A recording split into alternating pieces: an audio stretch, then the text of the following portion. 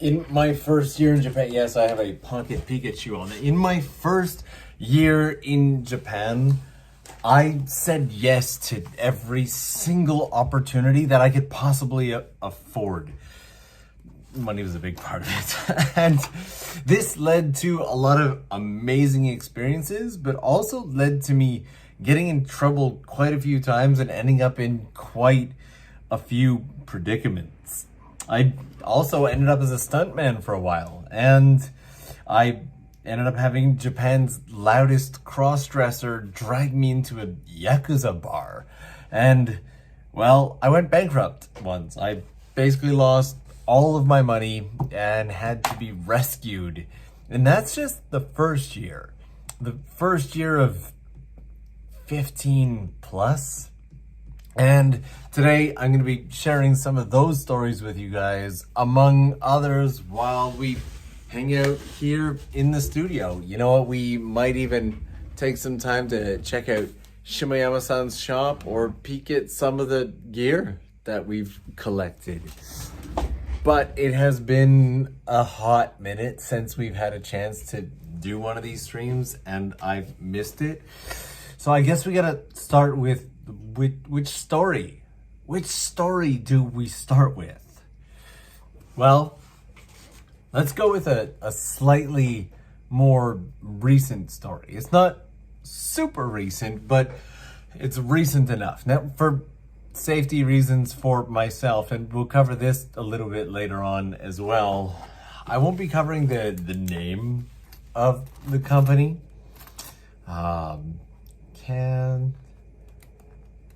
But something crazy happened a while back. Also, Tim, a huge thank you for getting that super chat ball rolling. Tim's in here saying good evening. Tim, thank you very much.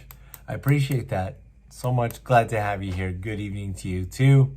To everybody in the comments right now in the chat saying hello, hi. If you're watching this after, leave me a comment down below. Let me know where you're watching from and how you're doing and what you thought of the stream. But this story goes back, we'll say anywhere between half a decade and a decade ago, when a company hired me to do a shamisen performance. Now, this was my main bread and butter for the longest time as I built up the channel. In fact, I was more of a shamisen player than I was a creator. And they hired me to do a very major production. Hired a major studio that if I were to say the studio name, everybody here would be like, wow, I know that studio name. And so we did the entire, I had to get dressed up in a kimono and everything like that. And I had to play the shamisen. Now, playing the shamisen is very draining. And you can only do so many runs of the main song Tsugara Jon Garabushi before you are completely wiped and worn. And I told them at best with my stamina at that point, I could do about 3 to 4 runs, which is not bad actually. We got through our 4 runs. It was done. I was like, whew. They're like, okay, we're gonna review the footage. We've been shooting all day. It was hot. I think it was something like 35, 36 degrees. I was so good. My fingers were like, I had blisters. They were starting to like crack and bleed. And the director comes up and says, sorry, we noticed a tattoo on your wrist. Yes, I have a tattoo. It's this tiny little tattoo here. Also, Eva-chan, thanks so much for the super chat. Good morning, evening for a late night snack. Thank you. They're like, we need to reshoot everything. And I was beyond maxed out. I was exhausted. I was in pain. I was like, I can maybe do one more, but I can't do more than that. We did one more run and it didn't go well. I was way too tired. I was in way too much pain. Just everything hurt. My fingers started to bleed by this point. And I was like, listen, we're going to have to use the other takes and you guys are going to have to cut around it. And this was a paid job, by the way. And they were like, no, it doesn't work that way. You have to do it again. I was like, listen, I don't think you understand. It's not physically possible. That's like, you know, somebody just ran the 100 meters, 5 times in a row. And you're like, you need to do it again, but the speed of the first run. Like it's just not possible. And this is where the sneakiest thing that I've had happen to me in a business situation in Japan ever happened. The guy very kindly and very calmly sat down beside me. He's like, I understand. Don't worry about it. Don't worry about it. Everything will be fine. We, mind you, we did rent out this entire space and the film crew and all their equipment and everything like that. So we're obviously going to have to invoice you for all that. Plus, you won't get paid for the job since you haven't completed it. But if you think that you can cover all those costs, like a big movie crew and, this space rental for a day, and there was like 50, 60 people working on this shoot. It's like, then that's completely fine. We'll wrap up the shoot now. We'll just invoice you for all that. And he was like, he's smiling. He's like, yeah, it's totally, I understand your pain. Yeah, that's fine. You know what? I'll tell you, we'll just wrap up the shoot now. We'll invoice you and everything will be fine, okay? Don't you worry about it. Oh, man, was that stressful. In the end, I ended up doing, I think, 2 more full runs. Neither were good. It was absolutely awful. I was guilt tripping. It was, Jeffrey in here saying guilt tripping. It was more, they were threatening.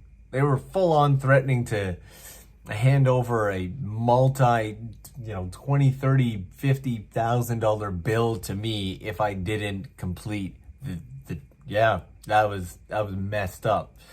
And John Manning in here, one of the lovely patrons who actually just swung by the studio the other day and got himself a brand new Shimayama pin from, I made pins of the shop for Patreon visitors.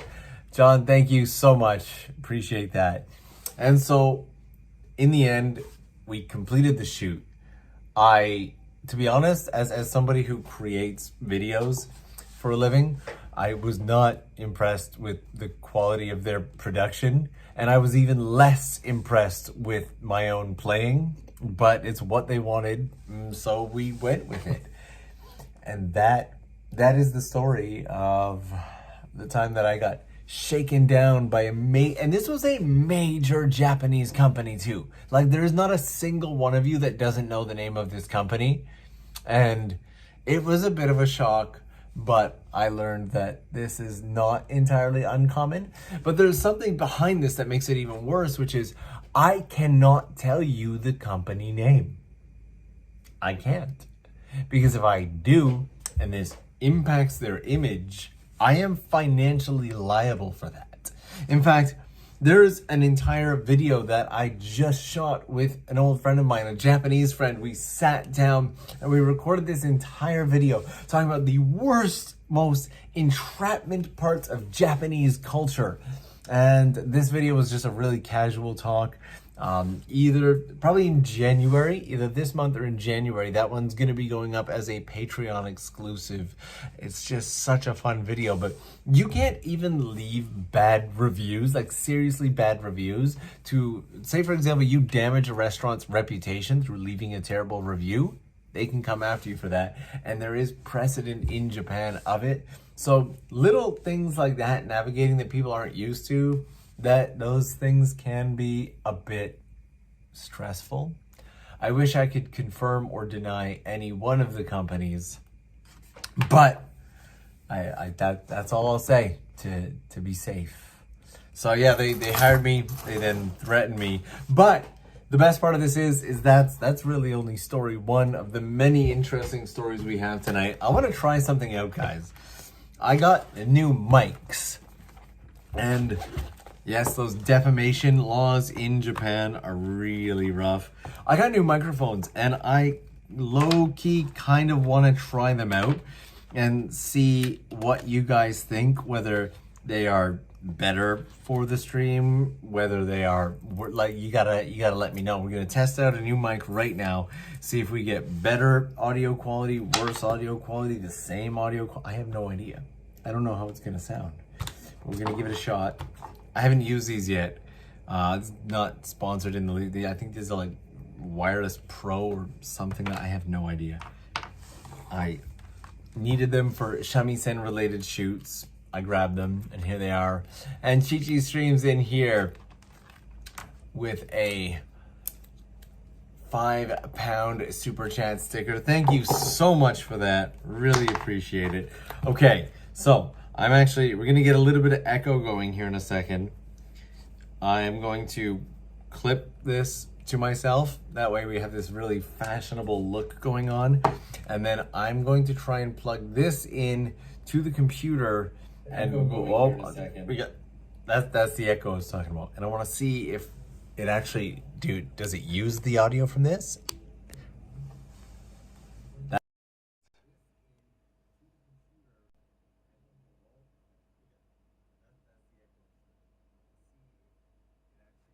Gave me a notification on my screen.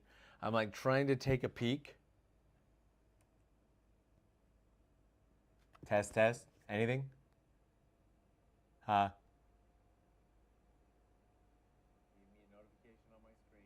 Okay. Seems like the mic works. How's the audio level? Is it too quiet? Is it too loud? How are we doing over here? I'm gonna have to go based on your guys' judgment. Let me know was it better before the mic or is it better with the mic? Everybody chime in the comments, let me know, and we will get on to our next. Only hearing one side. Oh, okay. It's set up weird, eh? Okay.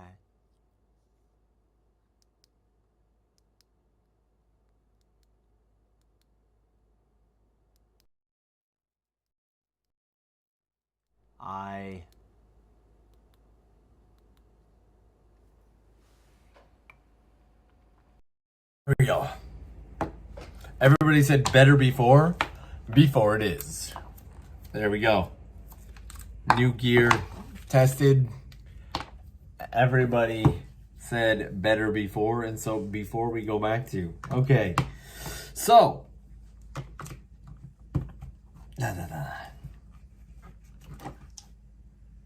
RX. I don't need. There. And there. It's all packed up. Put away. Beautiful. Is better now? Okay. Glad that we're better. So, the next story that I have for you guys has to do with Japanese chikam. Some on the train sexual harassment and one of the most wild experiences that I had in my first couple of years in Japan, leading to some absolute shocking results. No, I wasn't sexually harassed. That's actually a story for another time.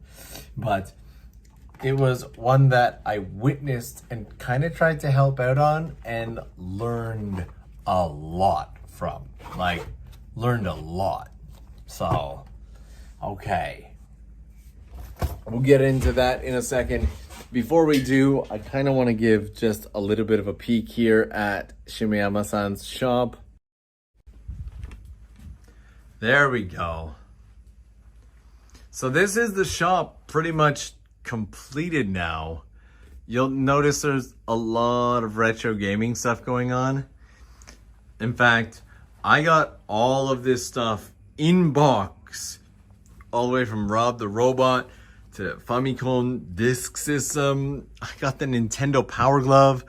There's an entire video up on TOKYOLENS right now of me just unboxing and testing out literally every single Nintendo system that was ever made in retro Japan. Everything up until the end of the 80s, which explains the Pocket Pikachu. And it's winter, so I gave Kirby a hat. And little Kirby on top of him, I have yet to find a hat that fits him. We're working on that. But I have a New Year's resolution. It's pretty much the same resolution every single year. And Richard in here keeping that super chat ball rolling, saying hi Norm. Hey Richard, how you doing? I have pretty much the same New Year's resolution and goal every single year. And every single year I kind of fail on it. Anybody who has been around long enough, can you guess what it is? As you guess what it is, let's head over to the other side of the studio and we will fix ourselves a drink. What do you think? What should we have for a drink, guys? Should we do coffee, tea, or whiskey? I want to see it in the comments. Coffee, tea, or whiskey? What are we going to do? Also, since we haven't seen this side of the studio yet, this end of things here, so this is what this side of the studio looks like right now.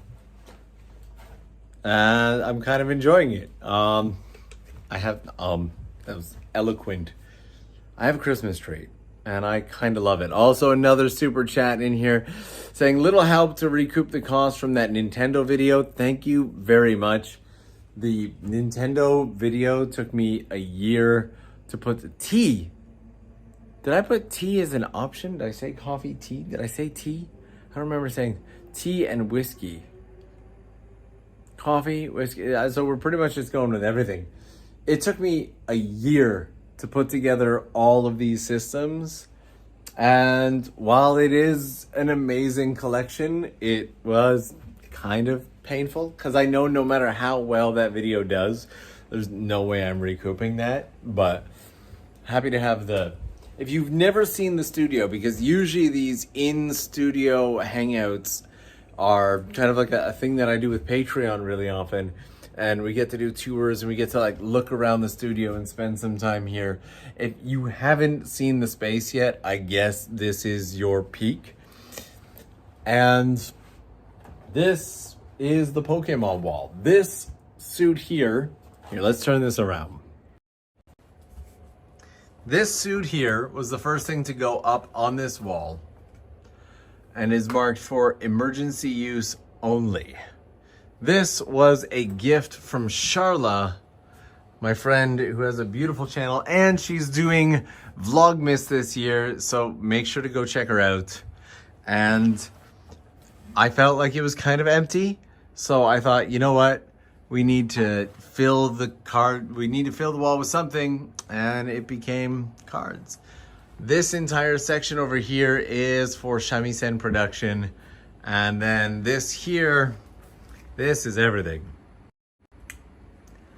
These are the little Shimiyama pins that I mentioned before, and John came over the other day and was able to get himself one of these. I'm trying to one-handed open my thing so I can actually get this out and show you guys one of these. Might be there, guys. There we go. So we're gonna go and do one of the gacha right now. Gonna put that in.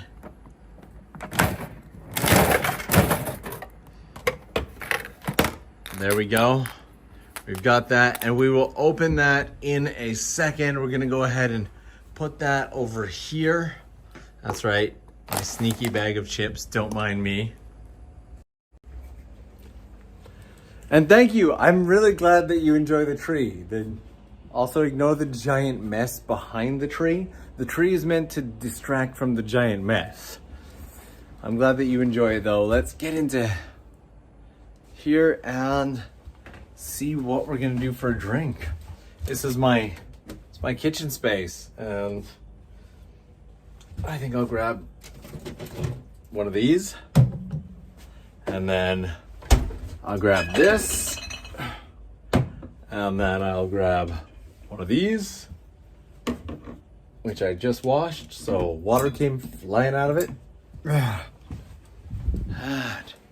I think we're good. I think we're set up for some drinks. Do we need ice? Is ice a requirement? You know what? Feels safe to have ice, so I'll bring some ice cubes along for the ride. So, one of the other things that I love about these studios, especially during the daytime, the shoji here can just basically be a giant softbox. Although I can just stand right here. There we go. Just beautiful soft light reflected off the shoji. And in case you missed the rooftop camping video, this is my balcony. So, got a nice balcony space here to hang out on. But we have more stories to go over. So let's get back in and do some stories. Get that all closed up. Get that all locked. One thing that I'm very, very grateful for is the security for this building is on point and unforgiving. Somebody made their way up onto my balcony a few nights ago. Just like found, like I had gone in through, I guess, another floor or something like that.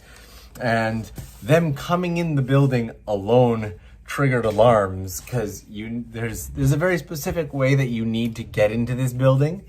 And if you don't, it triggers stuff. And then managed to get out onto this balcony. Now, we don't know if they knew like TOKYOLENS or whatever it was, but they sent several armed guards to show up. I wish I could show the video. I've got video footage of the entire thing from 4 different angles of the person just kind of walking around, standing on the balcony, lighting up a cigarette, and then all of a sudden these 4 armed guards show up. The 4 armed guards subdue and hold the person until the police show up. They've long since been arrested for trespassing. It is absolutely bonkers. I had a balloon move in here once. There was a balloon in here, and the movement of the balloon triggered a motion sensor that had them show up. And they came in, all their bows were drawn, and they're like checking the place and whatnot. Someday, if I ever change studios, I want to show you guys the footage from all of this, because these are some absolutely wild clips. It's not something you expect to see in Japan. And these armed guards show up actually looking really cool. So it was quite the experience. I have all the footage. And this ice cube here, is it going to focus on it? Is shaped like Mario. I just feel like with all the retro gaming stuff in the background, it is the most appropriate ice for our current situation. So this is the Hatena block. All right. You know, might as well, I don't want to go with all the ice. We'll get on things. There we go. Coffee and put a tiny bit of whiskey in it. That's really, I might do coffee after. I've done so much coffee today. So. Why do I imagine Stormtroopers? It had a Stormtroopers vibe. There was definitely a strong Stormtroopers vibe to it. Also, I promised you guys that we would open up this capsule. So these are the capsules that I have for like Patreon events and meetups, and anytime I have like visitors. I had some people from YouTube over a while back, and they enjoyed this. So here we go. There we are. And here it is. A Shimayama pin.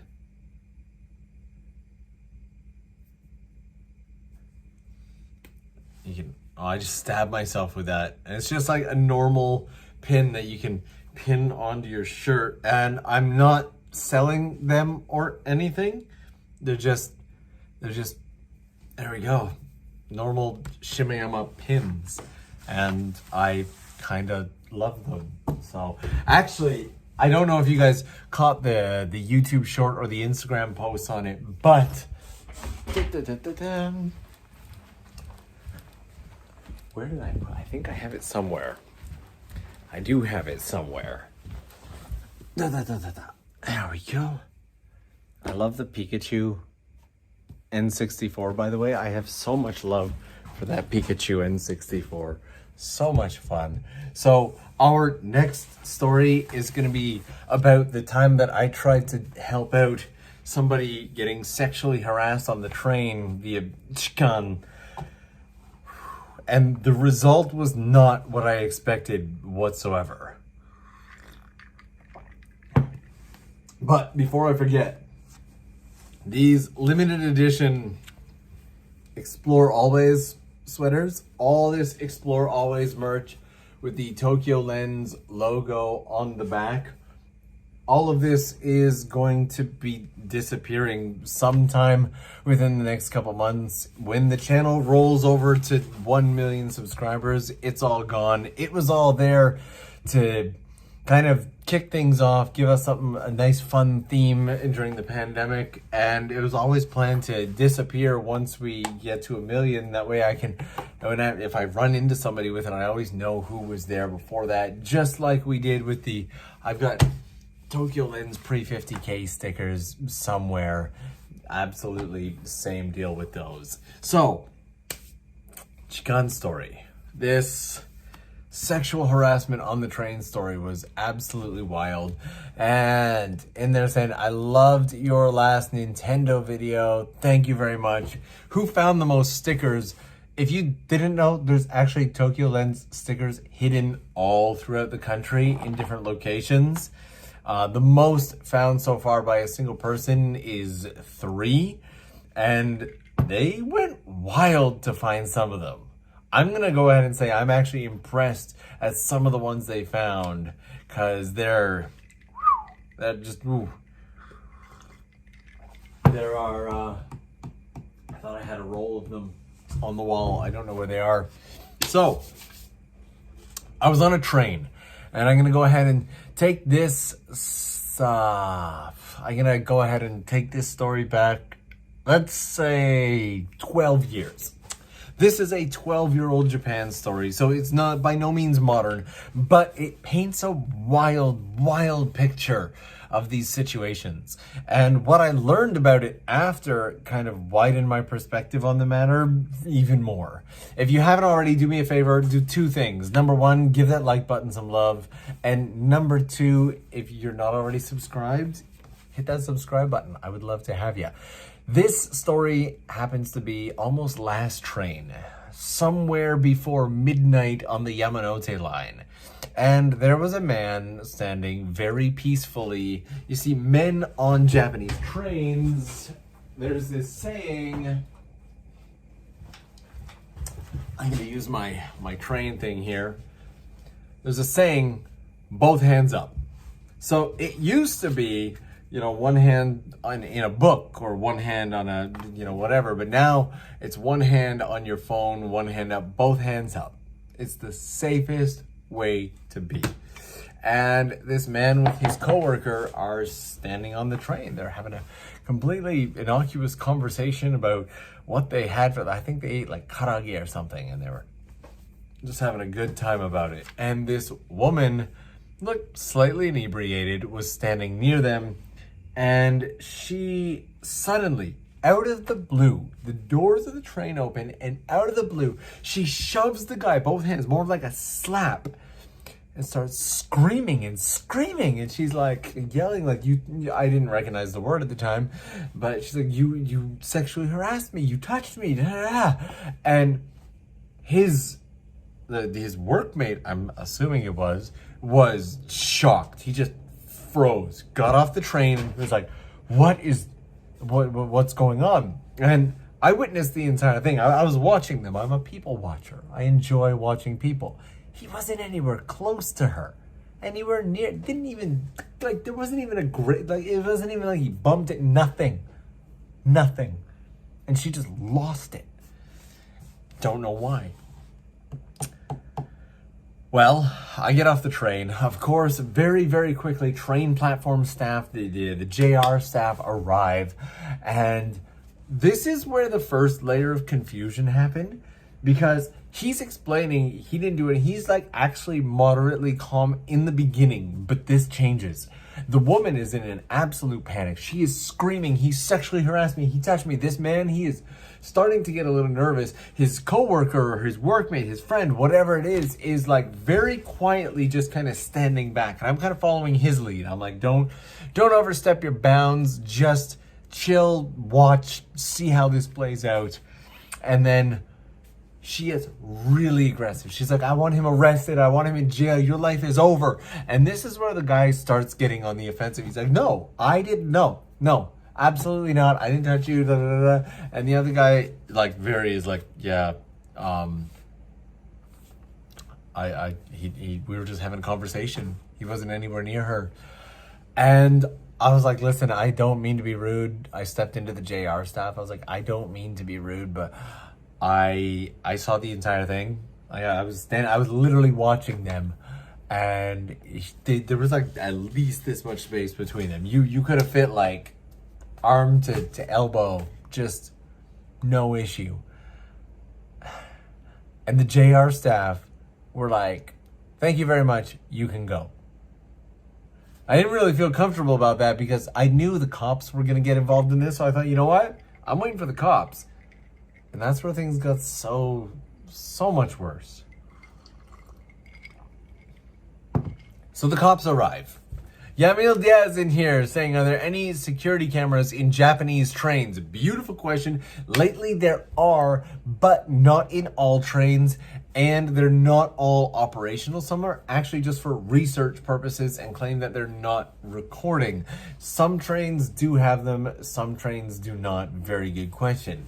And so this is where things got really wild. And I would later learn that the situation was much more dire than I had thought and should have probably been a little stronger in this situation. And to this day, I'm telling the story because I feel bad about it. So, the police show up. And in Japanese style, it starts with one cop, then two, then 5, then 15. There's a ton of them there. And they're all going around asking the same questions. It's at this point that I'm like, wow, they're actually taking this pretty serious. The guy refuses to leave the platform. His friend is sticking right by him. I'm like, well, I'm a witness to this. I am sticking around. It was at this point that one police officer was like, I'm sorry, can I help you? And I was like, well, I was a witness to this entire thing. I watched the whole thing happen, and I would love to put my account on record. And he was like, thank you, we're not going to need it, you're fine. And I was like, okay, well, if it's all the same, I'm going to stick around. And he's like, well, this is kind of like there's a thing going on here, we're going to need you to leave.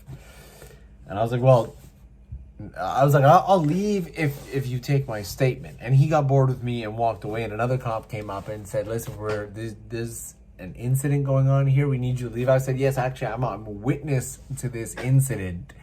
The woman at this point is still hysterical. She's definitely not sober. The man is in tears at this point. His friend has just got his arm around him, consoling him. I'm like, wow, this is getting really, really heavy. And at this point, I'm pretty much insisting with the police that, like, please take my statement. I talked to probably 3 different officers. Absolutely no one would take my statement, which was confusing in its own way. But then I was forcefully ejected from the situation. All the while, trying to explain that I saw everything that happened. I'm there, I'm a witness. She's claiming something that didn't happen. He's trying to defend himself. She doesn't stop talking. People are like taking her statement. A few people have talked to him. He's in tears. Like, I witnessed this, and I'm like, I don't know him. Like, take my statement. And they're like, no, you will be leaving. You are not a part of this. You will be leaving. And I was literally escorted out the kaisatsu, or the ticket gates. And it was at this point that I went home and I spoke to one of my friends, and then I ended up going out drinking a few weeks later with a Japanese friend of mine who told me just how bad the situation really, really was. You see, during this period in Japan, there was a huge slew of these women making false claims against men. And He said that you should have loudly stuck around and not let them eject you, because without your witness testimony, without your support, he's like, it might have taken you weeks or months doing court and everything, but without that, that man only has one single witness related to him, and in a case like this, he could lose his job, he could lose his family, he could lose absolutely everything. And this is a very, very, very common thing, and it's both ends of the spectrum. Unfortunately, there are a lot of sexual harassment cases in Japan. There are a lot of people on the train that are sexually harassing women. It's why there's a woman's only car.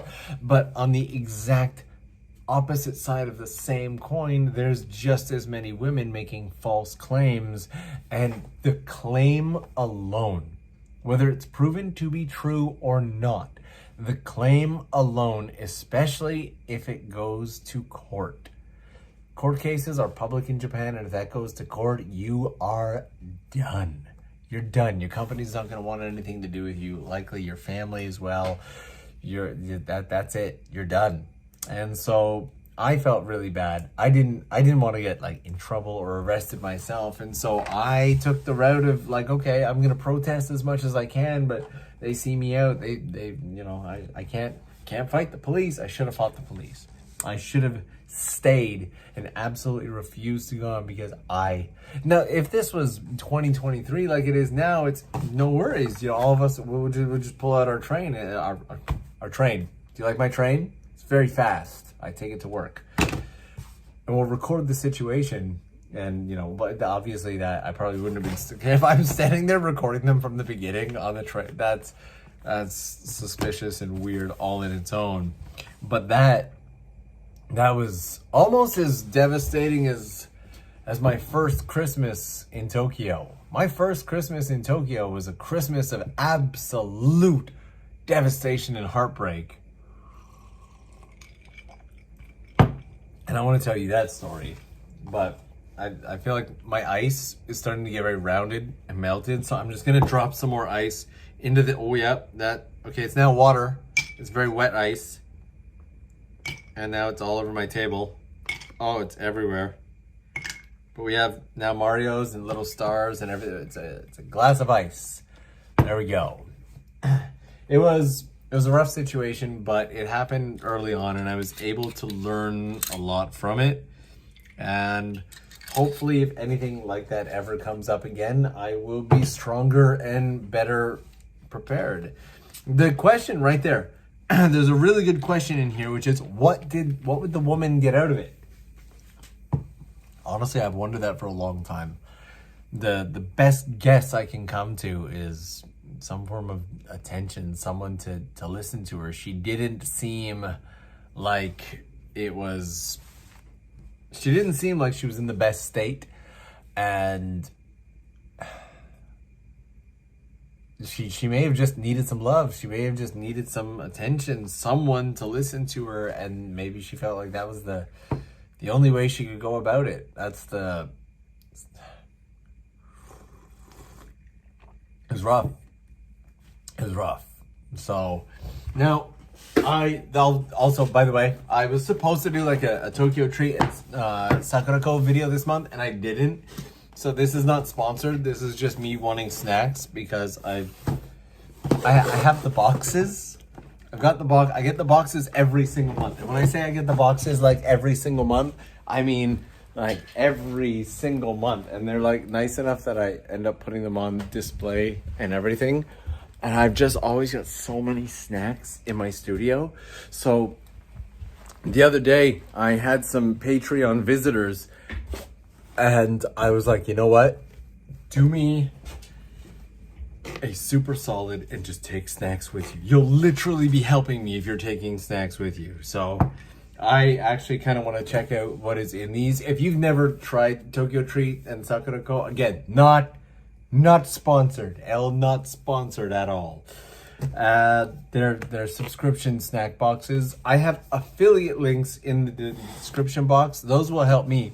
Also, in answer to a question earlier, I said, what is my year-end goal every single year? And my year-end goal every single year is to relax a little bit and play more video games. That's it. I just want to relax and play video games. And so while usually the super chats that come in on these live streams get dedicated towards our next live stream or our next adventure or something like that, I'm going to be very, very selfish this time and say that the super chats that come in on tonight's live stream will all go towards me finally getting a, what's it called, a Steam Deck. I had a handheld system that I had saved up for, left it on a plane, and when I called, they were like, oh, it's not there. We don't have it. So that was kind of sad. It was a cheap one, but anything that comes in, I am, and so the affiliate links for this as well. That's my goal for this year, is to save up and get myself a Steam Deck to play some games. I'm going to open these up and we are going to share the next story, the story of the most devastating Christmas of my entire life. Now, these Sakura-ko boxes are always filled with stuff that's really good for sharing. They've always got tea and everything like that. Again, not sponsored. They've always got a lot of like sweets. And there's a book in all of them that goes over what's in them in case you've never seen these. Is there any way for me to, I wish I could just toss up not sponsored on the screen right now, but the thing I always go for right away when I open up Sakura-ko, and Godmill keeping that super chat ball rolling. Steam Decks are awesome. Thank you so much for that. Appreciate it. There we go. Beautiful. Made in Japan. Love it so much. And it's got the Tokyo tree. This one is very festive. There's a theme. It's like snacktacular Christmas. That's the theme. So as I feast on some Christmas snacks here, let me see if I can, there we go. As I feast on some Christmas snacks, we will talk about the pizza flavored corn. What is this? Pizza flavored corn snack? Absolutely, I will. I don't even know what to expect here. Okay, they look like little cheese balls. That's what they look like. Love it. Love it. So my first Christmas in Japan, I didn't know the layout of things. I didn't know how things worked. I didn't realize that it's kind of inverse here in Japan, where in North America, Christmas is very commonly a time spent with family, and New Year's is done with friends and whatnot. In Japan, it's not uncommon to have the inverse. Christmas is for like couples and whatnot. They go on a date on the 24th, and New Year's is for your family.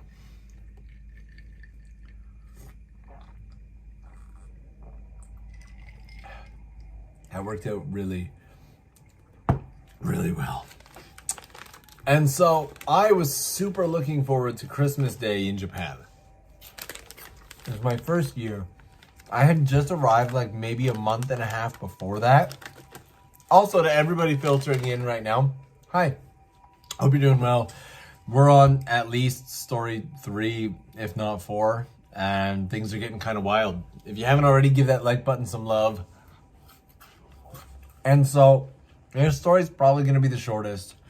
I was super excited for Christmas morning. And Japan, back in around 2007, absolutely everything was decorated beautifully everywhere you went. Illuminations, they call it. You could go anywhere. You could go to the Imperial Palace. You could go to Hibiya Park. There were at least 3 times more illuminations than there are now, and now there's a lot. But back then, it was incredible, just spectacular. And I was probably the most looking forward to the illuminations of Ginza on Christmas morning. I'm guessing he's alone his first Christmas. Yes, I was very alone my first Christmas. Nimble Bunny, and you're keeping that super chat ball rolling, saying flying over next week for Christmas. Hope you have a great time. I hope this story helps too. And so, me, completely alone, solo, and kind of excited about Christmas morning in Ginza, one of the most beautifully decorated areas of Tokyo in 2007. Woke up super early, got up at 7, got all dressed in my Uniqlo clothing because it's all I had, and made my way to Ginza about 7:50 in the morning just to enjoy that atmosphere. And I was greeted with nothing but loud noises, trees getting torn down, with lights getting pulled off of stuff, reindeers' heads getting scraped off of. It was a death scene. It was violent and atrocious and terrible.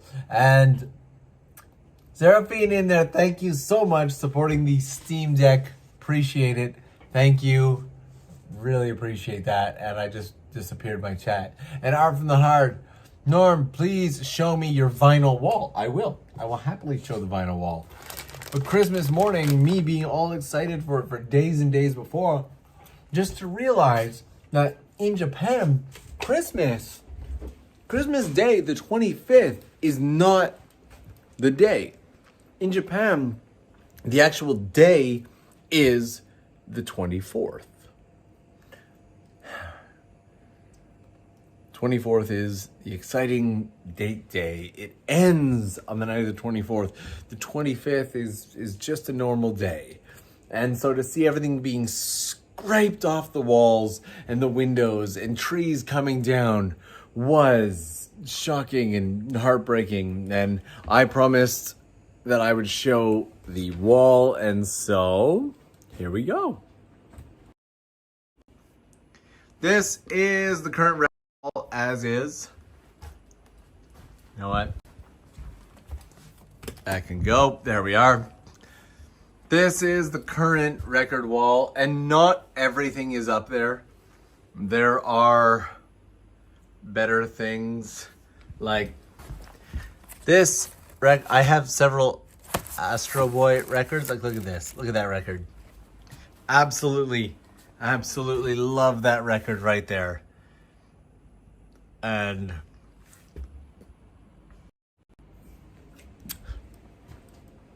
this is, I wanted to go for I wanted to feel that retro Japan vibe on the walls.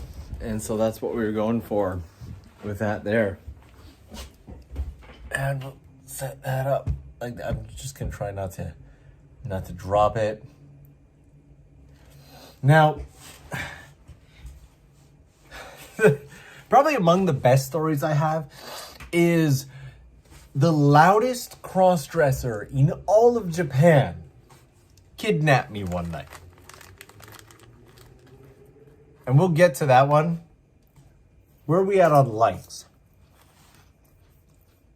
Let me refresh this. We're at 373. Let's see if we can spike that up to 400. Let's see if we can get to 400 likes in the next minute. Yes, my first year in Japan. And do you have a record player there too? The record player is packed away, but there is a record player. I am actually rebuilding speakers using parts in Shimayama-san's shop. If you guys did not see the rebuild video of Shimayama-san's shop, just this space right here was a year of my life dedicated to a man that basically made my time here in Japan so much better and more comfortable. Huge love and appreciation to Shimayama-san. I will forever give that man a shout out and wish him nothing but the best. Also, Pokemon card fans. Are there any Pokemon card fans out there? Any of you? Because I won the lottery and I'm thinking I might need to do some YouTube shorts about this. Does anybody know what this is? Because I literally... there's not many of them. And I won the lottery with it. And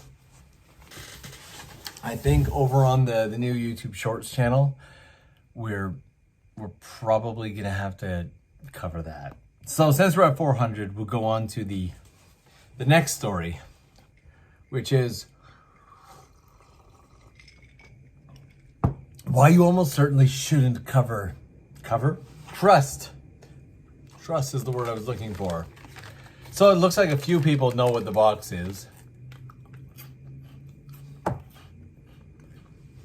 Christmas came early, yeah. Pretty excited about that one. That one is coming home with me tonight.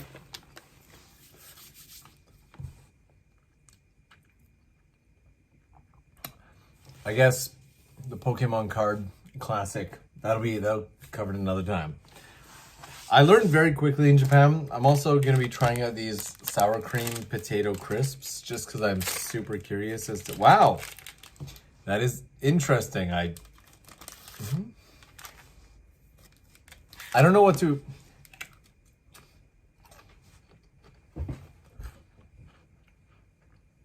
It's like a... The base is like a cookie. It's actually a little bit sweet, but it's got sour cream powder on it. What in the world? Guys, we're on a journey right now.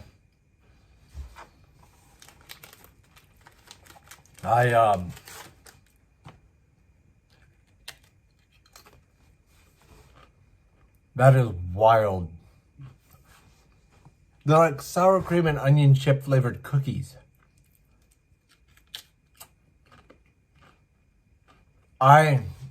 This threw me off. Okay. I learned early not to necessarily trust Japanese doctors. I could tell you a dozen stories on this. A dozen. Including ones that aren't even mine. But I'll stick it to one. One day I woke up and the entire left side of my face just felt like it was underwater. I couldn't hear anything. I'd gone deaf in my left ear completely.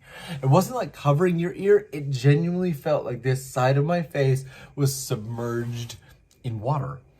I was dizzy. I was having trouble. I couldn't tell where sounds were. It was an awful situation. So I went to the ENT, the ear, nose, and throat doctor, or Jibika as it's known in Japan. And he's like, oh, you got a bit of an infection. You're fine. But throughout the day, the symptoms and everything got much, much, much, much worse. And I have a friend who's in the medical profession. And I met that friend that night, and they said to me, this is not, there's a very good chance that this is something called Topatse Nancho, which is sudden, I forget the long English name, it's sudden hearing loss, basically. And you need to deal with this immediately. Gave me the name of the hospital that I need to go to. She's like, you're going to need a shokaijo for that hospital, like an introduction. Otherwise, you could be waiting a while. And I went to the hospital. And I ended up basically spending the entire day at the hospital. And during this time, the symptoms continued to get worse and worse and worse.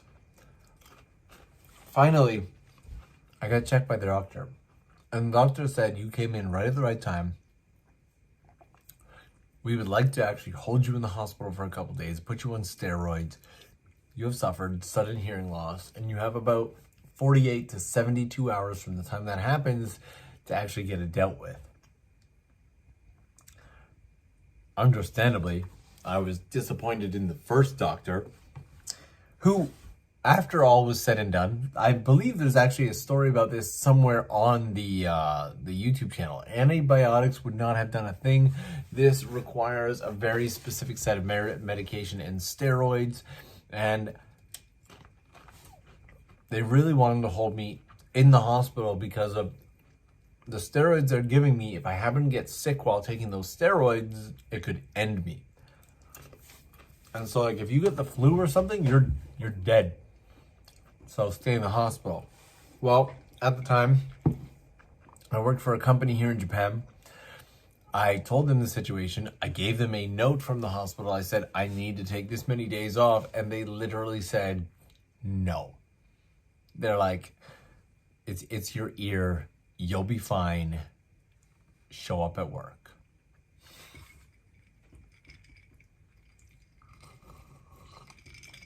But to be honest, I low-key expected them.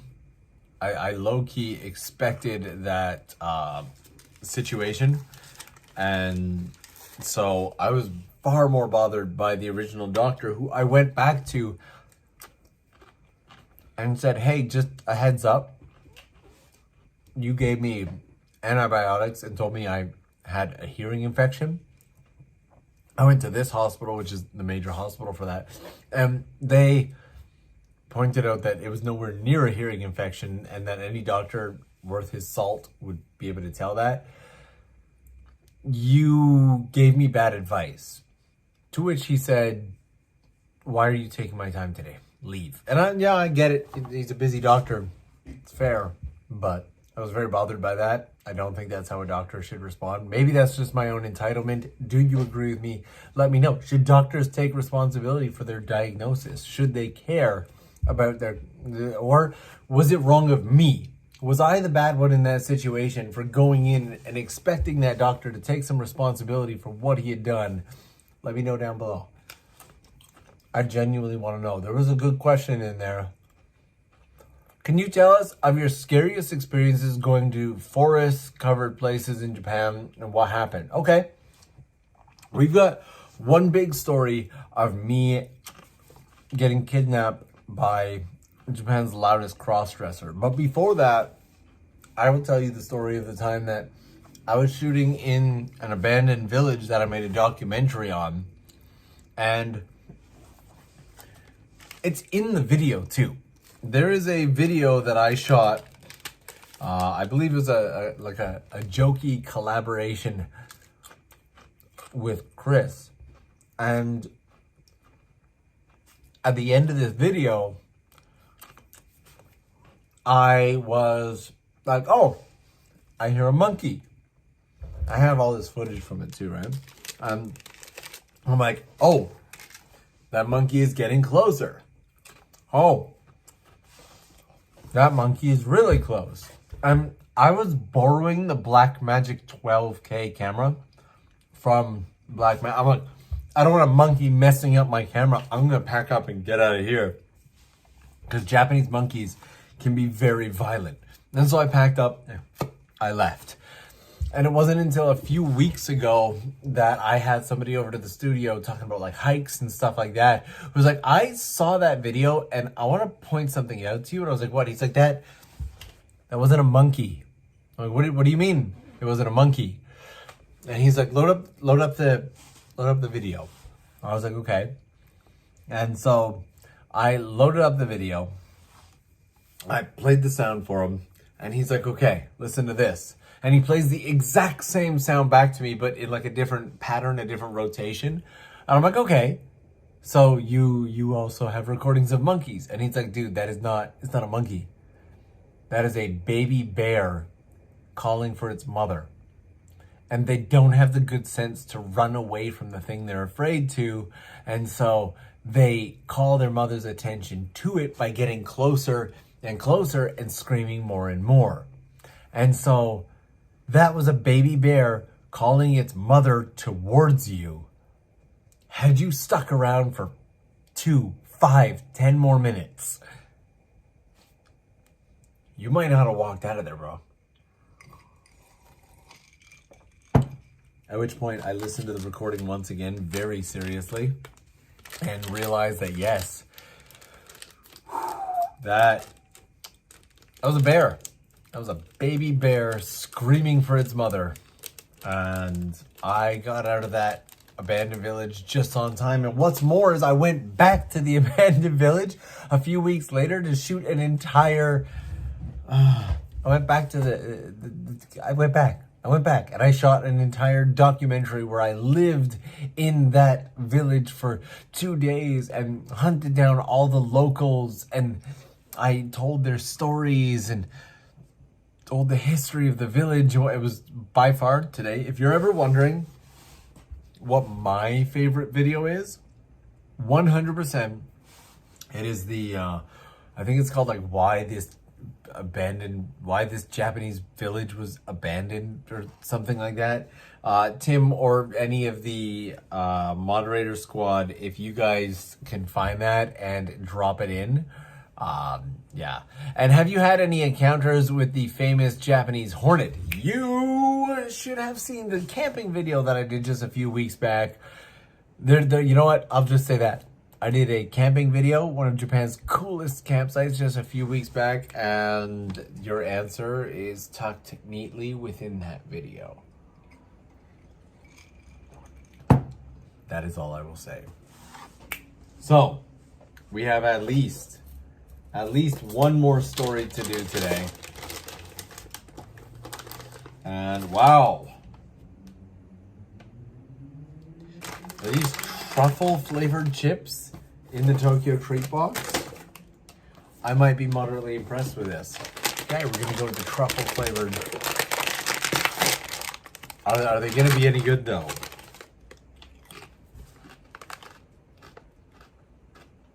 I don't know what truffles taste like, so I'm gonna say maybe. All right. So,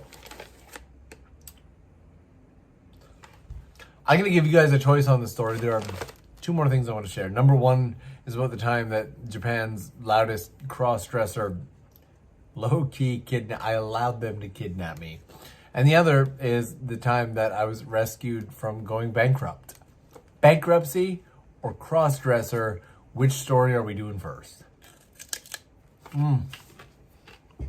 These are good. And Yamil, thank you so much. And are Japanese macaques ever dangerous? Yes. Japanese monkeys are causing problems all the time.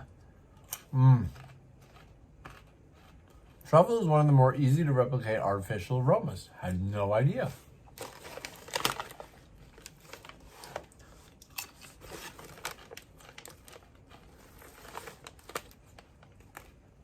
Much love from Naples, Florida. Warm thank you so much for the super chat. Really appreciate that.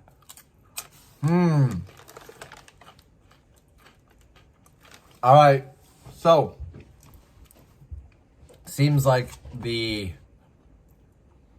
kidnapped by a cross-dresser in my first year in Japan is the story that we're going with.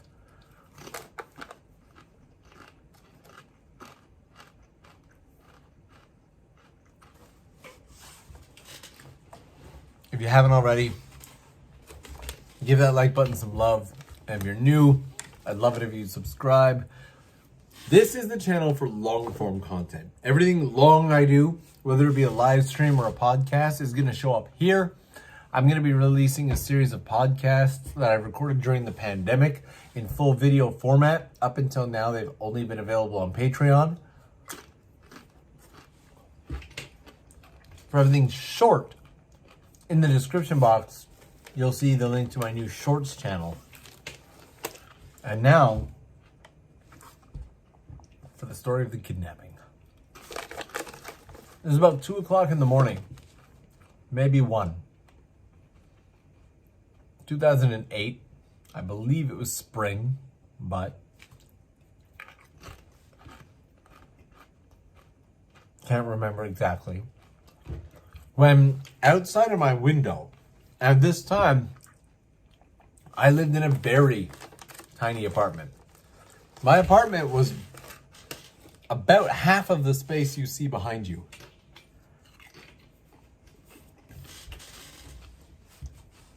At best, 1.5 to 2 times the size of Shimiyama-san's shop. That was my whole apartment. So, for everybody who's wondering why I do the tiny apartment videos, is because I have a deep tie to them. I lived in an insanely tiny apartment. Probably the tiniest I've seen so far for a year, and I loved it. Loved it. And so, 1 o'clock in the morning, I hear like a really loud song out my window. Like, let's just assume that it was like Ueo Muitearuko, Sukiyaki song. I'm on the second floor of this tiny apartment. And I open up the window to see what I thought was a gorgeously dressed lady walking down the street. Until she turned her face up, hearing the window.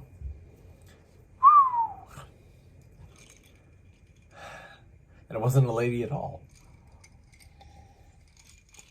It was a man, a very beautifully dressed man, who pointed at me and said, "You! What country?" Of course, always the first question. To which I yelled back, "This is Japan!" He didn't get the joke. It was like a Ebenezer Scrooge. What day is this? I guess he didn't know. He's like, "No, you. What country?" And so I yelled down to him, "Canada."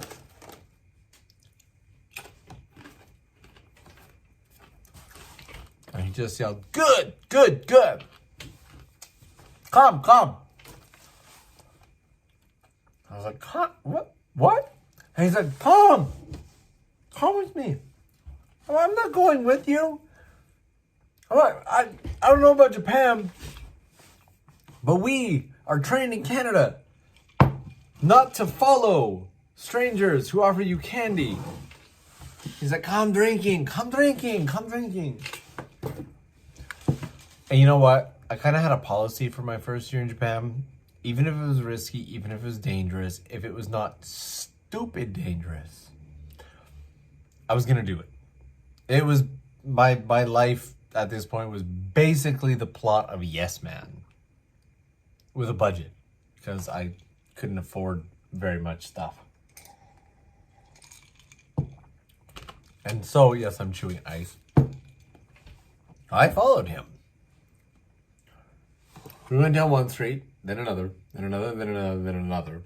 And right around the time that I said, you know, I'm sorry, I think I'm going to go. I was starting to get nervous and uncomfortable. He grabbed me and he's like, no, let's go. And pulls me into this bar. It's a very tiny bar. Maybe about the size of this space, to give you an image. He opens the door and I'm expecting, because he's very friendly, I'm expecting it to be like this Cheers type situation where everyone's like, "Norm," but like to him. So they're like, "You."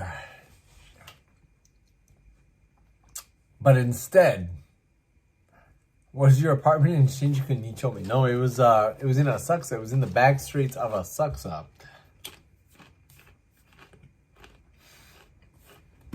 And so I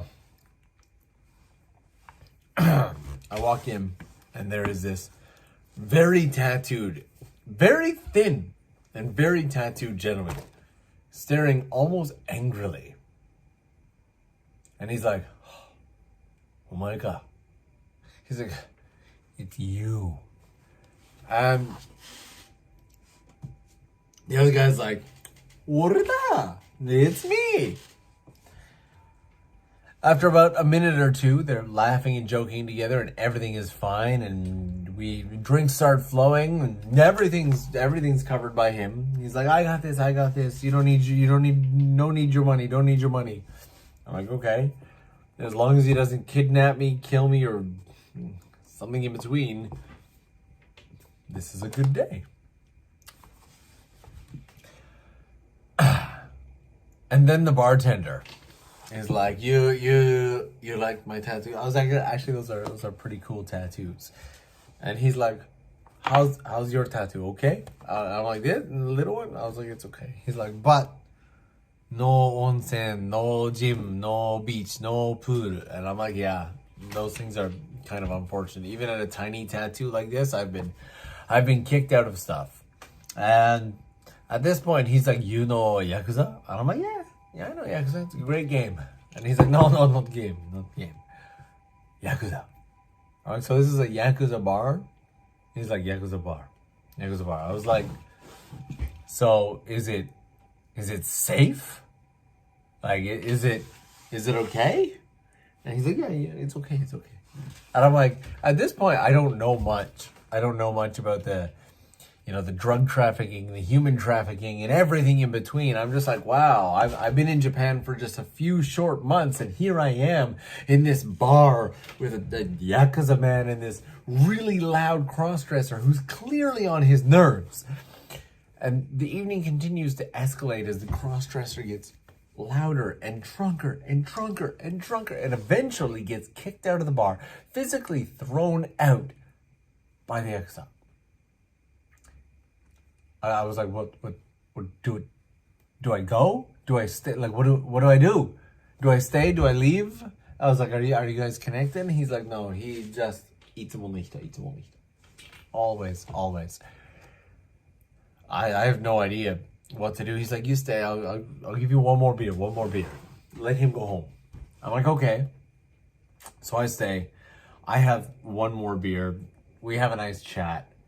I leave. I wander the streets, find my way back. And to this day, this is around 2008. So we're looking at, what, 15 years ago? I have no clue where this bar was. I've gone back and I've searched for it. And my Japanese at this time was okay. I could have a conversation, but my Japanese was not what it is now. I've gone back and I can't find this place. However, that loud cross-dressing gentleman, I have run into him probably 70 times since then. I ran into him absolutely repeatedly, non-stop in Asakusa. And if you ever go to Ueno Park, the Shinobazu Pond area, right near Ueno Hirokoji entrance, you will see this gentleman almost every single time you go to Ueno Park. And Chelsea in here keeping that super chat ball rolling, saying, good morning. I'll have to watch this on my lunch break. I'm headed to work excited. Excited to hear your stories. Much love from Arizona. Thank you so much, Chelsea. Chelsea also came by to visit the studio a long time ago. Also, the flight giveaway for Japan. Tammy, the winner for that, she came and left, and it was fantastic. And yes, if you've been to Ueno Park and you've seen the cross-dressing gentleman that is always near the entrance of the park, I don't look like I did then. When I looked like me, he would talk to me all the time. But now, looking different than I do then, he doesn't recognize me, and I go undetected, clear through. And that opens us up for me to share with you guys the story of just how bad my first year in Japan really went.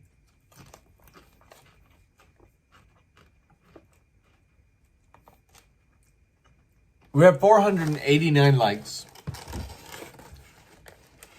Once that hits 500, I will share the story of me going bankrupt and literally having to be rescued. These chips actually turned out to be pretty good, by the way. But I think we're gonna need one more drink. And wow, Max Park in here with a super chat saying, love the content. Hope you get your Steam Deck. Thank you so much. From Quebec, Canada. I still have the Shamisen Plushie on my wall, and it looks great. That is fantastic. Wow, thank you. The Shamisen Plushie, we're down to the last, handful, actually. This is them right here. The custom made, it took 18 months to develop these Shamisen Plushie. They get tied on like this, in case you didn't know, looped on in the bottom. These were for a while on sale at major Japanese stores like, why can't I remember the name of the store? Does anybody remember the name of the store? I don't. Might have something to do with the whiskey. Village Vanguard. Village Vanguard.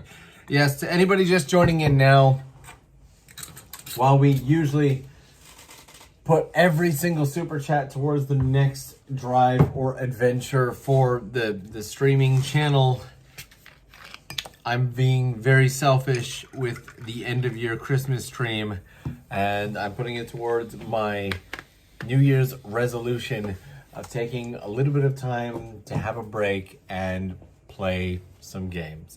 You see, at the beginning of the year in January, I had a bunch of friends come from the US who run tech channels and whatnot. One of those friends was my buddy Noah. We did a bunch of videos together, and then it wasn't until September when I visited Noah in New York for a few days that I actually stopped and took a day off. From January until September, every single day had something in it. And since visiting Noah in New York up until now, it's been every single day again. And they say, you know, if you love what you do, you'll never work a day in your life. And that is complete bull. You work every single day because you don't want to stop. And it's not like it's not work. It's still very much work. You guys will notice that there's a lot less streams on the channel lately, and it's because the time that I used to stream, I now use that for one of two things. I would either A, actually get healthy sleep, or B,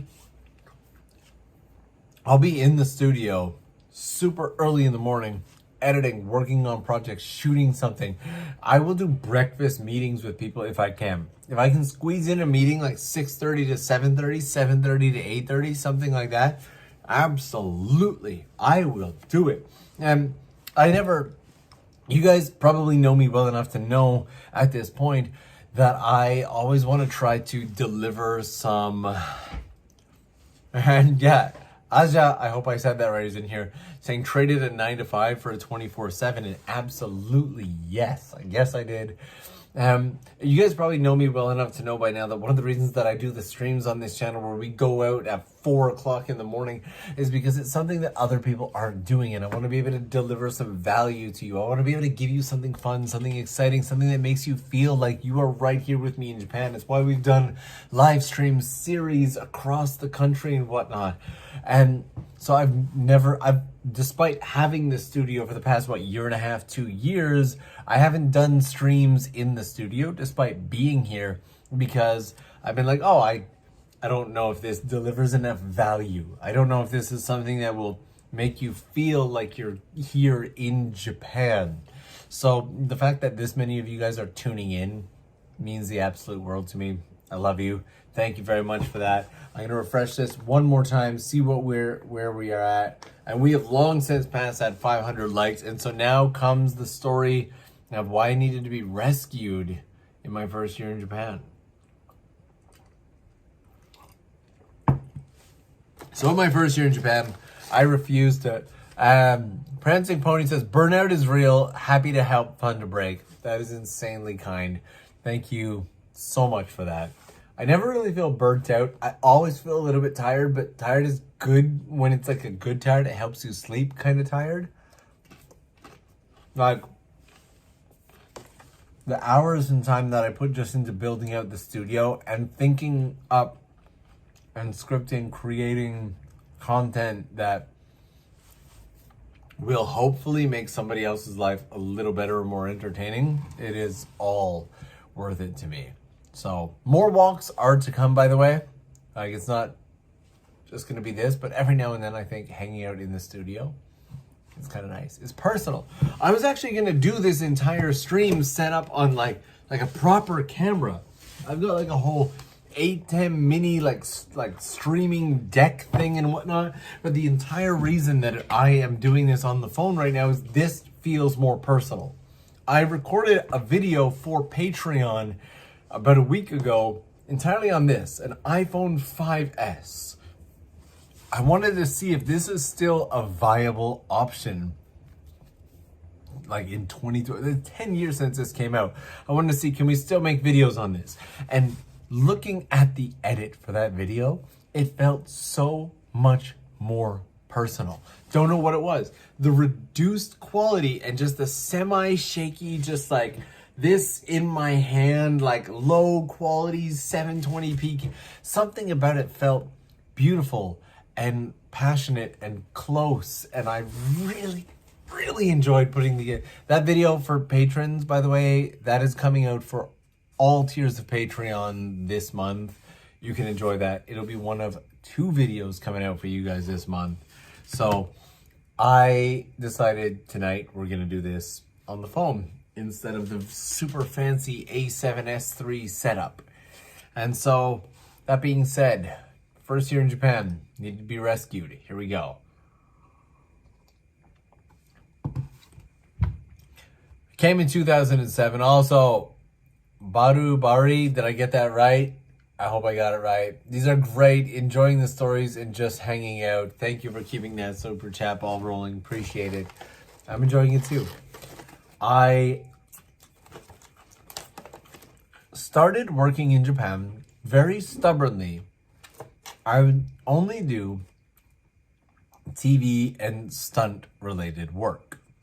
And I didn't want to get like a normal job. I wanted to do something that felt unique and adventurous to me. And within my first month of arriving in Japan, I landed a commercial with Honda. And this was exciting. I got to work with Honda Asimo. I only had one line in the entire commercial, but it funded the next 3 months of my life in Japan. It was spectacular. I was very happy. And then for 2 months, nothing. But then the next job came in. A commercial for JVC, or Victor, as is known in Japan, for a camera. I was like, absolutely. And this one was a legitimate stunt job. And then I started getting TV shows. And little parts in movies. And I got to do great stuff, meet cool people.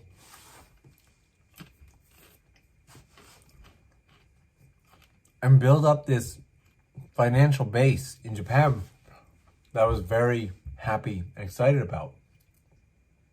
And then it all stopped. Dried up for 2 months, and then 3, and then 4. Then weird jobs would come in that I would reject. Lotus in here saying, I hope you can get some rest and limit burnout. Lotus, thank you very much. Appreciate your kindness. Thank you for keeping the super chat ball rolling.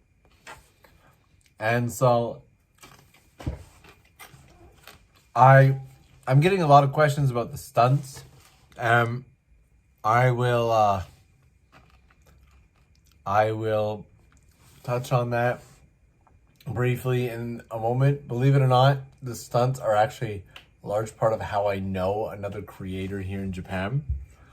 And so before I knew it, I was kind of at the end of my rope. I had a very limited amount of money left in my bank account. And yes, there are actually several movies, TV shows and whatnot in Japan here that I'm in, not to mention commercials and whatnot. I wonder, let's see if I can pull up a commercial. I wonder if showing the commercial on stream will like get demonetized. I have no idea. Okay. Is this... No. Oh, come on. You're not going to give me the commercial? They've got everything but the commercial here. Oh, no way. Is that it? I found it, guys. I found it. I found the commercial. Okay. And then it says, love your content. Ads. I'm Norm. As a fellow pilot from Australia, keep up the flying. I'm eagerly waiting for another flight training video. Thank you very much. Flight training stuff has been wild and busy. I'm actually still studying for it basically every single day. See this here? This is the aeronautical law test in Japan. It's the only test that's available in English. My pilot study is taking kind of a backseat to my kanji study because I need to learn a lot of Japanese in order to take the tests and do a lot of it, because all of the pilot training is in Japanese, which means I've needed to learn a lot of new Japanese that I've never spoken, read, or written before. So, okay guys, let me see if I can super close to my face here. We're getting real personal. And here is the very first commercial that I ever did in Japan. Okay. Zoom in. Oh, it's so zoomed. Let me know when you find me. Oh. Norm, you can do better. YouTuber here.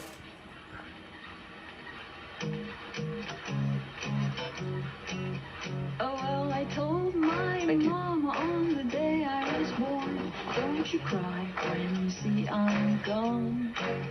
You know there ain't no all right. woman. It's, I don't know how much of that I can play without like the whole stream getting like demonetized. Also, JP in here contributing towards the end of year goal. Thank you so much for that. Saying have fun with the Steam Deck. Merry Christmas, Norm. Thank you. Much appreciated. Now, Davey C. I wonder. Oh my goodness. I found the commercial. I don't know if I can like, you know, I'm gonna like just remove the audio. So there's me doing stunts for a commercial, like just flipping around a camera. I don't even know when this was. I'm pretty sure this was like 2008. This is, and it wasn't even like, I was hired to do really extreme stunts and it ended up just being like really basic moves. Like there were flips and stuff that ended up getting cut out. Like half the commercial ended up, it was a commercial for this camera. And all I had to do was like a bunch of like weird movements like that, jumps, and there was a few flips in there. Like I think I flipped over the sword and they just like cut those parts. All the really good stuff got cut and all the really, really basic stuff ended up staying in. Absolutely insane swordsman here. Just wild.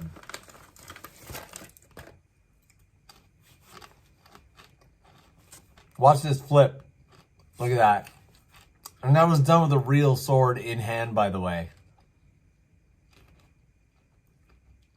Just insanity. I'm just doing like random jumps. I think they need to create two, so there we go. I think they need to create two sides of the characters. Like the really extreme one, and then the more basic one. So I took the basic role. It was lovely. But I think those are the two commercials that I'll be able to find like right out of the, yeah, I don't think, she absolutely nailed it though. Just wild. I think those are the two that I'll be able to find right out of the gate. But that dried up. And before I knew it, I was in trouble. I got to a point where I had next to no money left.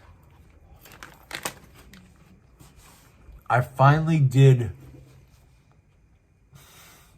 I finally did job interviews to get like a normal job because the TV stuff just wasn't pouring in. Around this time, I think Nova had gone bankrupt, and so the image of foreigners in Japan had gotten really bad, and they were just like, okay, we don't need as many foreigners on TV. And so I finally landed a job, but it was about a week and a half, maybe a week until payday, and I had somewhere between 1,400 yen and 1,700 yen left in my bank account. At the time, that was like 14 to 20 bucks with the exchange rate. But I needed to survive a week on that. And I did. I bought 5 packs of ramen for 200 yen so that each meal would be like, you know, just a few yen, right? I would buy discounted eggs, and I would have like 1 egg with each bowl of ramen. So I'd get like a 10 pack of eggs, because for some reason in Japan they don't come in 12, they come in 10.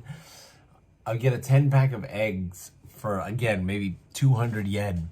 And put 2 eggs in each ramen. So I'm like, there we go. I got some carbohydrates, I got some protein, doesn't matter. And then I would skip the first meal of the day so that I would only have to eat lunch and dinner. And that way I could nail myself down to 2 meals a day and hopefully no more than 100 yen a day on food. It was rough because I lived considerably far from my workplace. And when I say considerably far, I mean it was a 2-hour walk. And I just started walking it every day. I didn't have the money for 500 yen round trip for a train every day. I was like, 500 yen round trip for a train. All of my budget will be gone in 3 days. I'll have no food. Absolutely not. And so I was like, I got to trade something. So I traded time. And so I would walk 2 hours to work and 2 hours back from work because I wasn't a full-time employee. They weren't covering my travel expenses. It was just me going to work as a part-timer. And yeah, you would think I got super skinny, but I actually just got really, like, I just didn't look good. I was shaped like a weird pear. Before starting YouTube, I was actually very heavy. I was 90 some odd kilograms. I think that's somewhere around 200 pounds before starting YouTube. And one of my agreements to myself is that I would not start YouTube until I was in better shape, until I had taught myself some form of discipline. I'm like, I can't be, if I'm gonna be doing stuff, I need to be able to discipline myself and be able to get through hard stuff too, because not everything's gonna be easy. And that was a promise to me. And so before starting YouTube, I spent about 2 years just getting in shape. I say as I eat snacks and drink whiskey, but I'm already on 200 push-ups today, so we're okay. And there is a super chat here.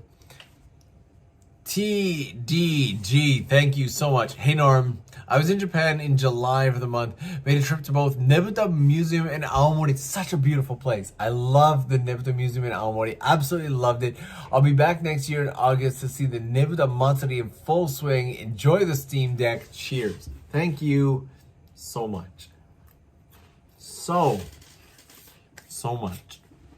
You know, so at the beginning of the stream, we talked about all this retro Nintendo stuff that I got.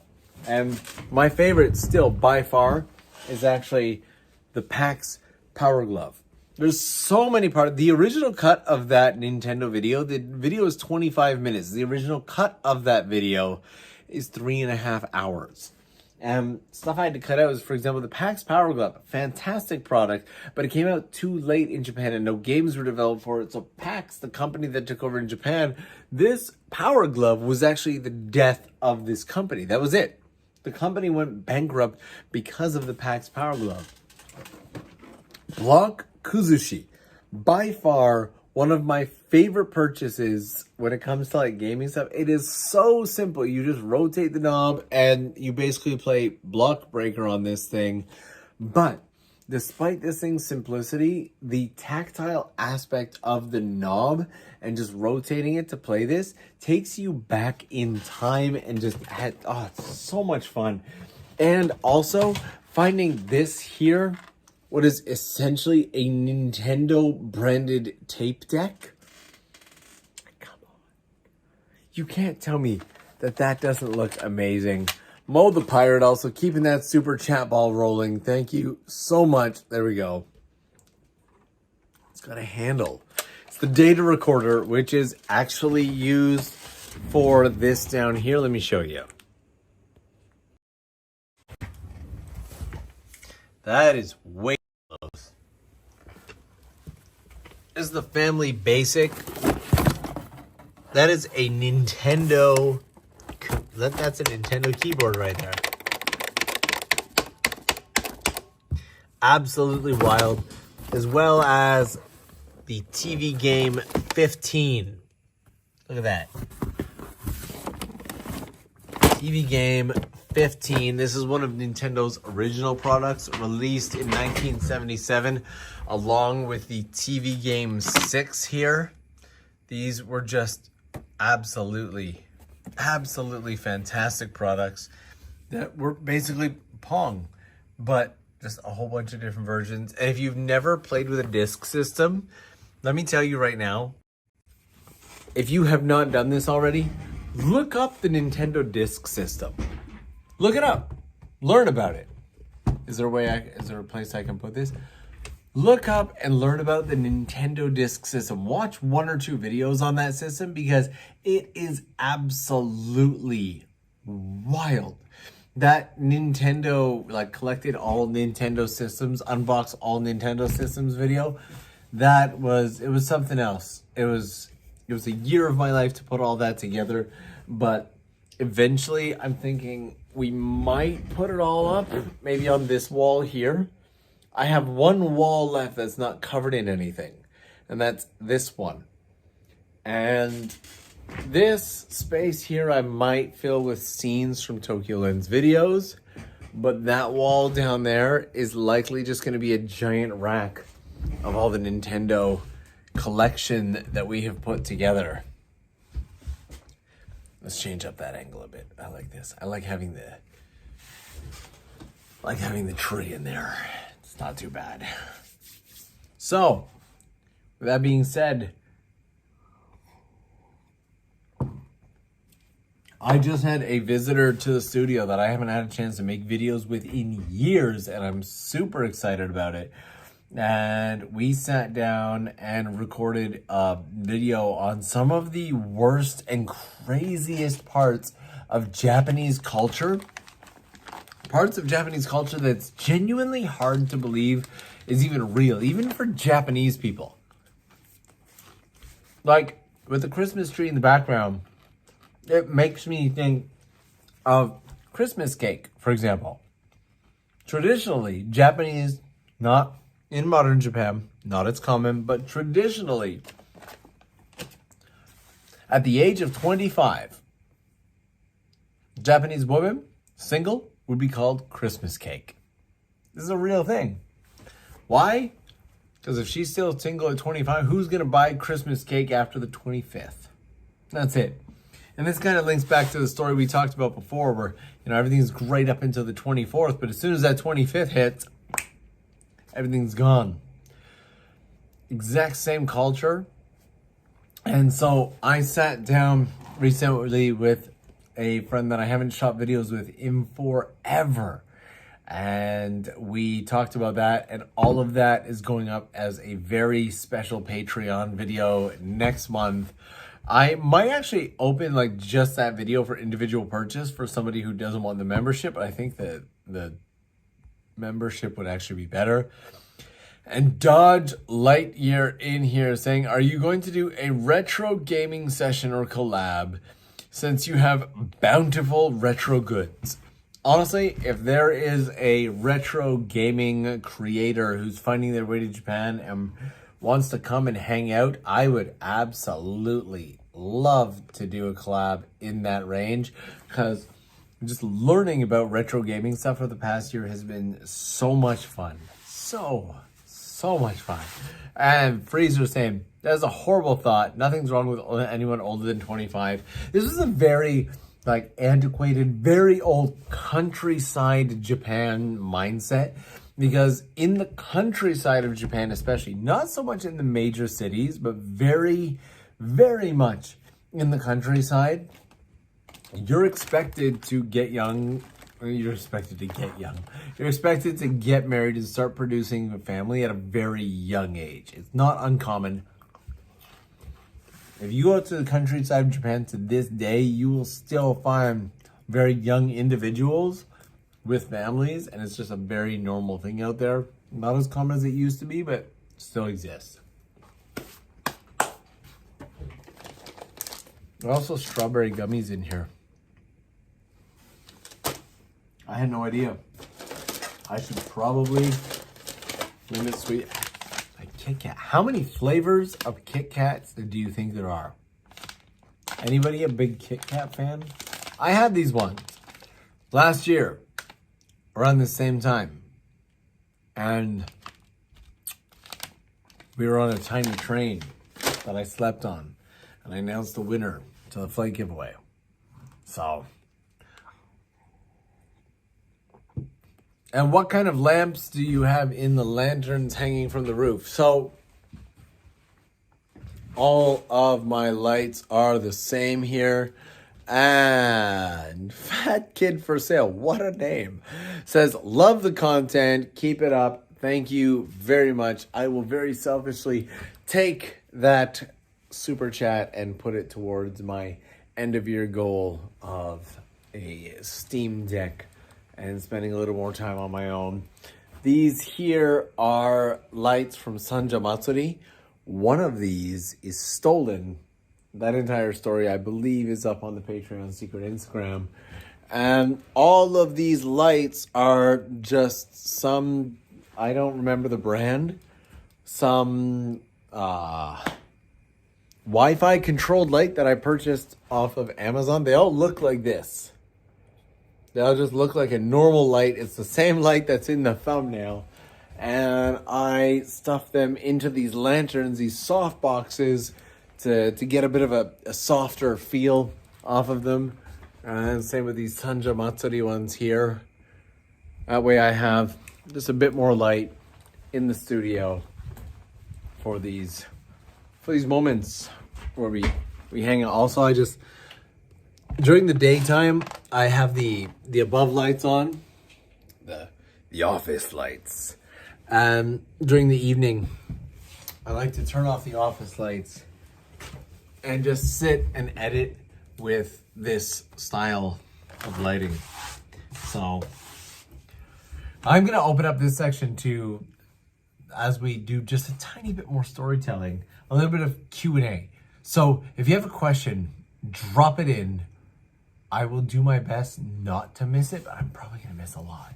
I might pull up the chat on a separate screen, like a bigger screen, just so I can try and keep up with all of this.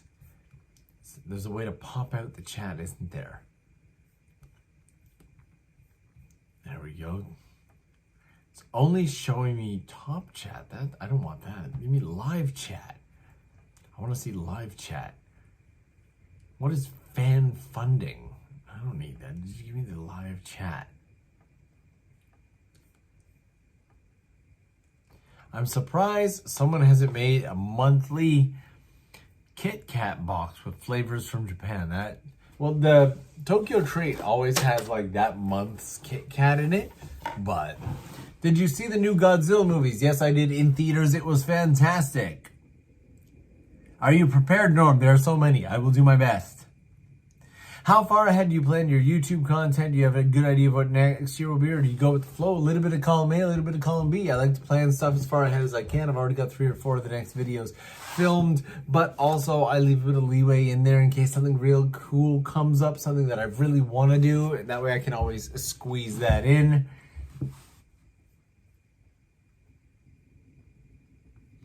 What's your favorite character on The Office and why Dwight? Absolutely Dwight. He's just so eccentric and weird. And Mo the Pirate Devil in here with a super chat saying, hey Norm, how are you doing? I'm doing good. Thank you for asking. Love the Nintendo Retro Collection set. Makes a man jealous. Don't worry, I won't try to steal them. Appreciate your hard work. Our favorite YouTuber. Insanely kind of you. Thank you so much. Are you planning on doing more small apartments? There's no shortage of small apartments in Japan, and you probably know my love for them. I did a whole section of this live stream on them. Absolutely will be doing more. Any places you'd recommend for photography in Tokyo? Shimbashi. Just go to Shimbashi at night. It's wild. As a Canadian whose dream is to live in Japan, how difficult is it to get in? You're either going to need a university degree, or one of the other ways to get in is to start your own business, but you need to invest $50,000 in order to do so, but that'll also get you a visa. I have an entire video on that as well.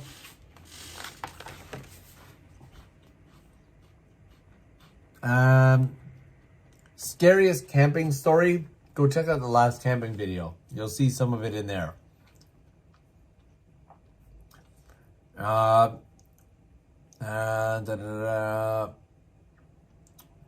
Why don't you do video of the streets of Tokyo on your penny board? Well, the penny board for me is really just kind of a way of getting around Tokyo.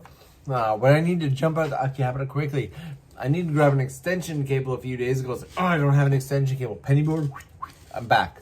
So, also the police stop you a lot. And I don't want police stopping me in the middle of me trying to make a video.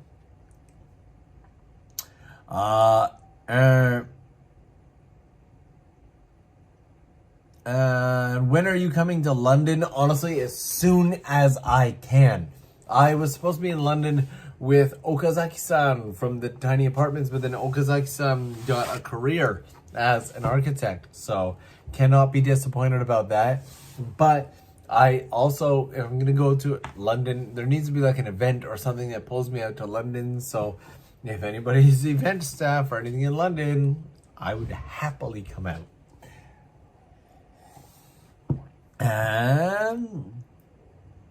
Are you going to do some retro gameplay live streams? Is that something you want? If that is something you want, then when this stream goes live, leave it in the comments section.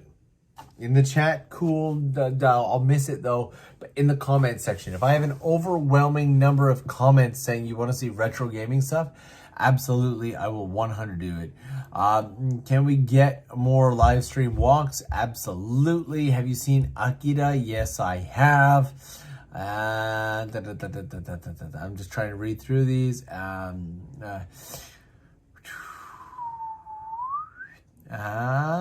What kind of whiskey are you drinking? I like cheap whiskey, to be honest. This is Nika Black. This is one of my favorite whiskeys in Japan. I've had Hibiki and all those fancy whiskeys. Don't like them. I like cheaper, smoky type whiskeys. They're really, really good. And reach out to the Jolly Crew in London. Who's the Jolly Crew? Have you been to Sweden? If not, when will you come? As soon as possible. Haven't been there. Really want to go. Come to Manchester. Really want to go. Favorite place for Christmas lights in Tokyo? It changes every year. It's really hard to say, but Marunouchi is absolutely beautiful. Retro gameplay. Did you come across a Panasonic GameCube when you were collecting these Nintendo consoles? I kind of finished the Nintendo consoles at the Pocket Pikachu, which is still attached to me since the day of that video. So I didn't go anything beyond like the 90s. So I did not. And do you plan on collabs with any other YouTubers there? I used to do a lot of collabs with other YouTuber friends. I haven't really had the physical time to do so lately. There's so much that I need to get done in any given week that I'm literally always go. Who knows what the future holds? And so, do you have any favorite coffee shops in Tokyo? Me. I am my favorite coffee shop in Tokyo. I haven't found a place. I'm sorry. I know this is borderline narcissistic. I've yet to find anywhere that can make coffee like I can.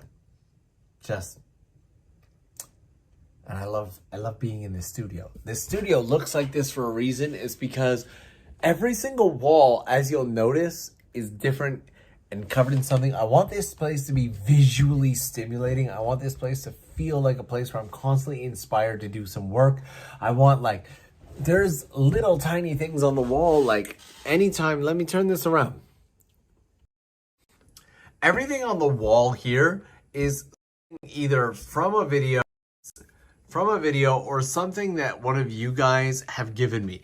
I did the at-home show with Denise, and Denise designed these sweaters. Up here on the wall, I have like an arigato ticket from a friend that I helped out with something and they gave me a thank you. I have art, where is it? Where's my finger? I have art right here from a friend I worked with on a whole bunch of projects. I've got art here from, I've got like TOKYOLENS pins, gifts from like patrons. I love just to cover the space with stuff that reminds and inspires me. So that's pretty big to me.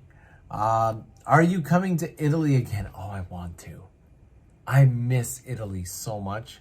I think it's kind of why I got into coffee at the level that I did. And pretty much every meal I have lately involves some form of bread, olive oil, tomato, or I miss Italy so much.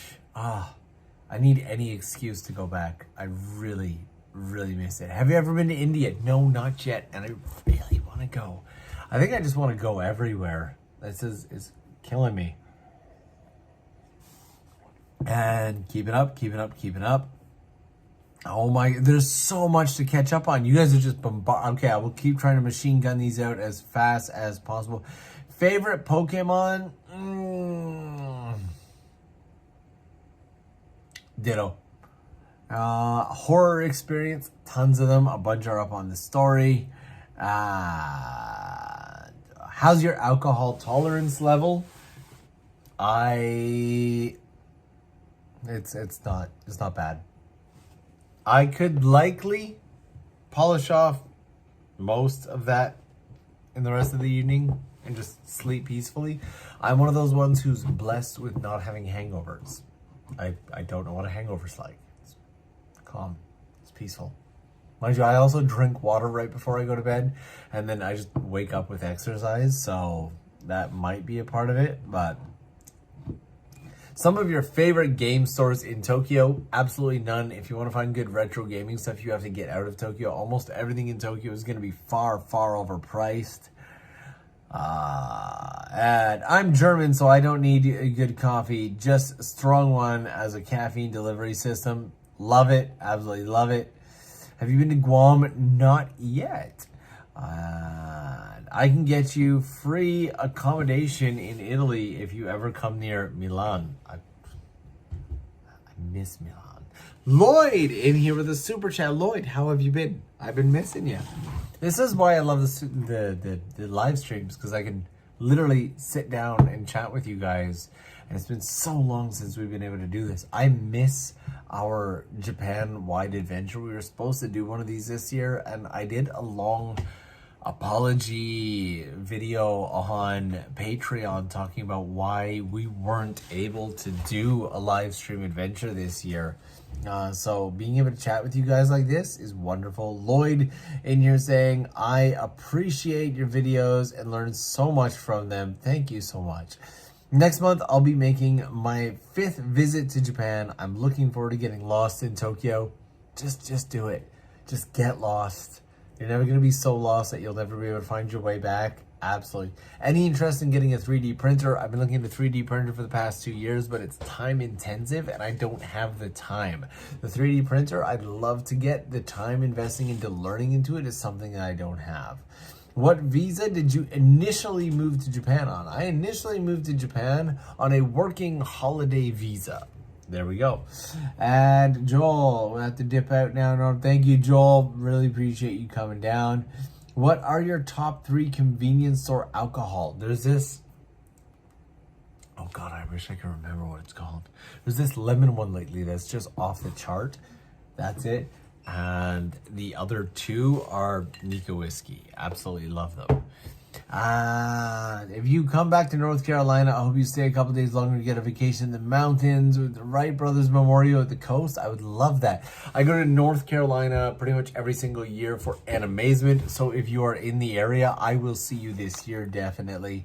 And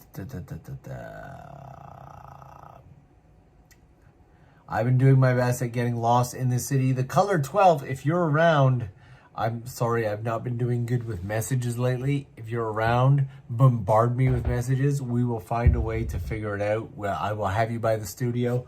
We've got to get you a Shimayama-san pin. You're like one of the key members of that Patreon squad. Miss ya. And have you seen my message about the Haikyo in the Patreon chat? No, but I'll have to double check that. Have you ever been to Koya-san? Not yet.